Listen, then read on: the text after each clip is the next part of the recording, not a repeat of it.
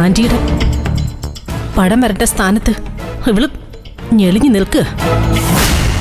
എനിക്ക് കാണണ്ട. കൊണ്ടുപോയിക്കോ. അവിടെ തെളിയട്ടെ ഹർഷേ. പോസ്റ്ററിൽ മാത്രമല്ല, അവള് സ്ഥാനാർത്ഥിയാവാൻ മനസ്സുകൊണ്ട് ഒരുങ്ങിക്കഴിഞ്ഞു. ഇനിയുള്ള ദിവസങ്ങളിൽ പ്രചാരണത്തിനായി ആളുകളുടെ ഇടയിലേക്ക് ഇറങ്ങും. എല്ലാവരും അവളെ തലയിലെടുത്ത് വെക്കട്ടെ. നാമനിർദ്ദേശ പത്രിക സമർപ്പിക്കുന്ന ദിവസം വരെ അവള് ഞെളിഞ്ഞ് നടക്കട്ടെ. അപ്പോ അന്ന് അവളെ വീഴ്ത്താൻ ആന്റി മനസ്സുകൊണ്ട് തയ്യാറായി അല്ലേ? പിന്നെ ഒരുങ്ങാതെ?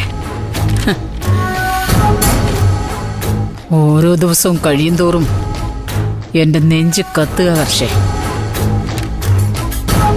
അവളെങ്ങാനും തെരഞ്ഞെടുപ്പിൽ ജയിച്ച് പഞ്ചായത്ത് പ്രസിഡന്റായി വരുന്നത് കാണേണ്ടി വന്ന പിന്നെ എനിക്ക് ഭ്രാന്തായി പോവും.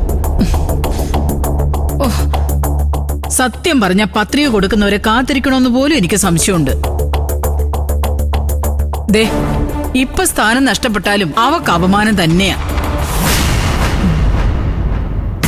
പക്ഷേ ആർക്കും ഒരു സംശയം തോന്നാതെ അവൾക്ക് പണി കൊടുക്കാൻ ഇപ്പോ ആന്റിക്ക് പറ്റുമോ?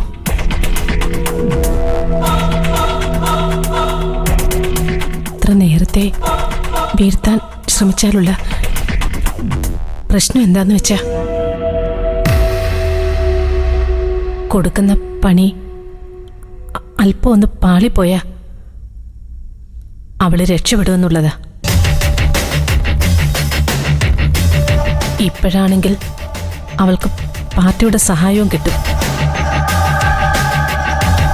പത്രിക സമർപ്പിക്കുന്ന ദിവസത്തിലെ അവൾക്ക് അടി കിട്ടുന്നതെങ്കിൽ അവളെ രക്ഷിക്കാൻ പാർട്ടിക്ക് സമയം കിട്ടില്ല. അവരെ അന്ന് തന്നെ മറ്റൊരു സ്ഥാനാർത്ഥിയെ നിർത്തി തടിയൂരും. എല്ലാം കൂടി അന്നത്തെ ദിവസത്തേക്ക് വെച്ചാ നമ്മൾ വിചാരിച്ചതുപോലെ കാര്യങ്ങൾ നടക്കാതെ വന്നാലും എല്ലാം കൈവിട്ടു പോവില്ലേ ഹർഷേ? അതിന് ഇപ്പോഴേ തയ്യാറെടുപ്പുകൾ നടത്തണം ആന്റി. ആന്റി ഇന്നു മുതൽ ചെയ്യേണ്ടത് എന്താന്ന് വെച്ചാ, അനുപമയുടെ അശ്രദ്ധ കാരണം ചില അപകടങ്ങൾ വീട്ടിലുണ്ടാവുന്നു എന്ന് വരുത്തി തീർക്കണം. അപ്പോഴാ നാളെ ആന്റിക്കൊരു അപകടം ഉണ്ടാവുമ്പോ അത് അനുപമ മനഃപൂർവ്വം ചെയ്തതാണെന്ന് നമുക്ക് വരുത്തി തീർക്കാൻ പറ്റൂ.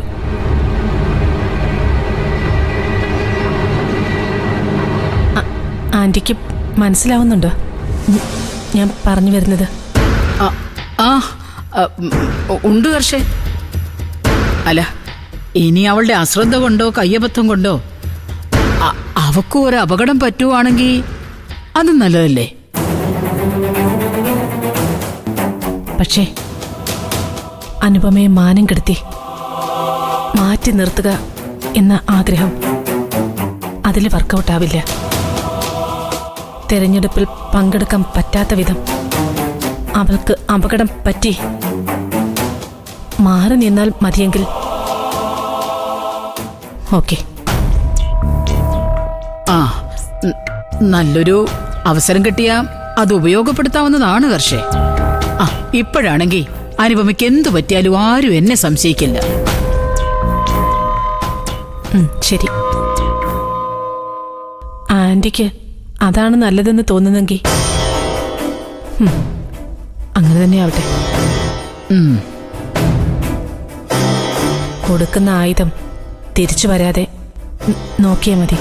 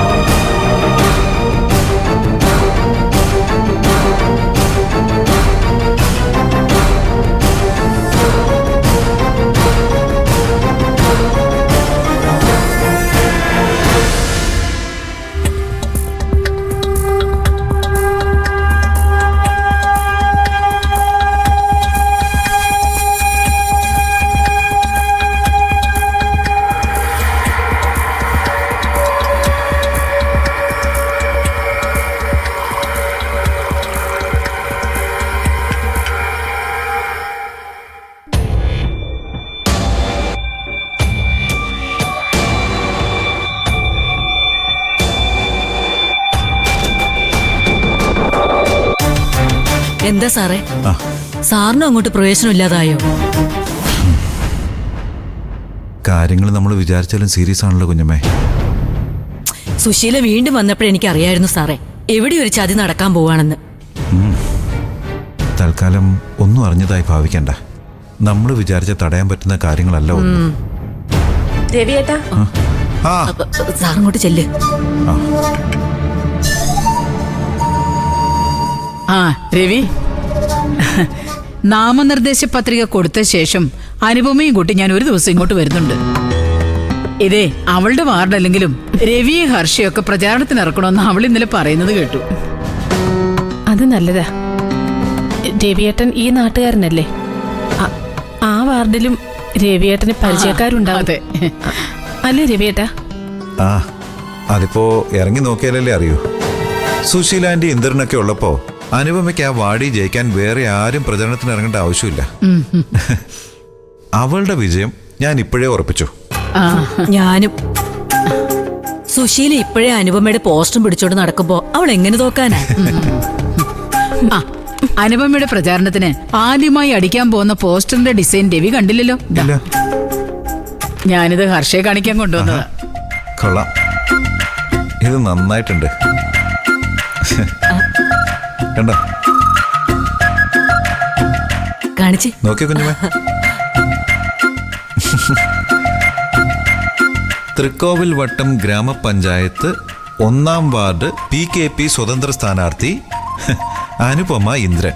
ഓ, നല്ല ഭംഗിയായിട്ടുണ്ടല്ലേ? ആ